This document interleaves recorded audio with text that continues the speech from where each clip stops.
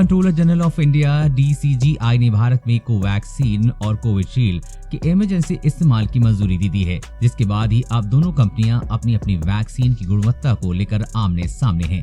Bharat biotech ने अपनी Covaxin को कोरोना वायरस पर प्रभावी बताया है, तो सीरम इंस्टीट्यूट ने दावा किया है कि उनकी वैक्सीन कोविशील्ड कोवैक्सीन से बेहतर है।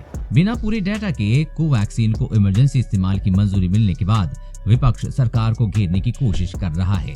विपक्ष ने सरकार पर गंभीर आरोप लगाते हुए कहा है कि कोरोना वायरस वैक्सीन को हड़बड़ी में मंजूरी दी गई है। दरअसल पिछले हफ्ते 24 घंटे के भीतर drug controller general of India की एक एक्सपर्ट कमेटी ने कोवैक्सीन को लेकर अपना निर्णय बदल दिया। एक्सपर्ट कमेटी ने भारत बायोटेक की इस वैक्सीन को इंसानों पर बिना प्रभावकारी साबित किए ही इमरजेंसी इस्तेमाल की मंजूरी दे दी। 1 और 2 जनवरी को हुई एक्सपर्ट कमेटी की इस मीटिंग में ये बड़ा फैसला लिया गया था।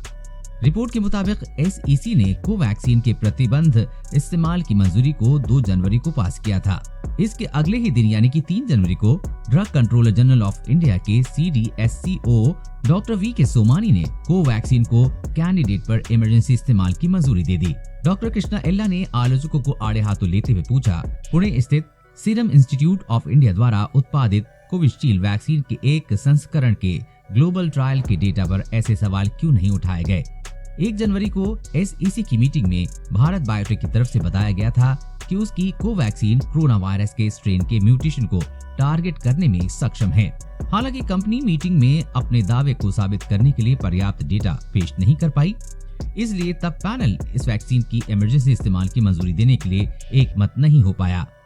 लेकिन 2 जनवरी को SEC ने अपना निर्णय बदल लिया और कोवैक्सीन को इमरजेंसी इस्तेमाल की मंजूरी दे दी गई। SEC ने गैर मानव प्रावधानों पर एक अध्ययन से प्रभावकारिता डेटा का हवाला देते हुए कोवैक्सीन के इमरजेंसी इस्तेमाल की सिफारिश की। मीटिंग में आगे कहा गया कि हालांकि प्रभावकारिता डेटा का आना बाकी है। मीटिंग में SEC पैनल ने कहा, विस्तृत विचार विमर्श के बाद पैनल भारत बायोटेक को अपनी वैक्सीन के डेटा में और तेजी लाने का सुझाव देता है।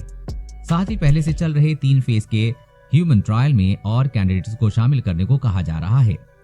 पैनल ने ये भी सिफारिश की है कि कंपनी को प्रतिबंधित आपातकालीन उपयोग की मंजूरी के लिए अपने आवेदन पर अंतरिम प्रभाविकता विश्लेषण रिपोर्ट लगानी होगी।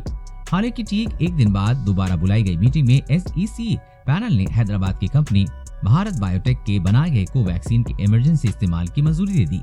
पैनल ने कहा कि नए म्यूटेड कोरोना वायरस संक्रमण की बढ़ती घटनाओं के मद्देनजर भारत बायोटेक की वैक्सीन का क्लिनिकल ट्रायल मोड पर इमरजेंसी इस्तेमाल किया जा सकता है। इस खबर के बारे में अपने विचार नीचे कमेंट बॉक्स में लिखकर बताएं। वीडियो को लाइक और अपने दोस्तों के साथ शेयर करना न भूलें। साथ ही कोरोना वायरस और कोरोना वैक्सीन से जुड़ी हर खबर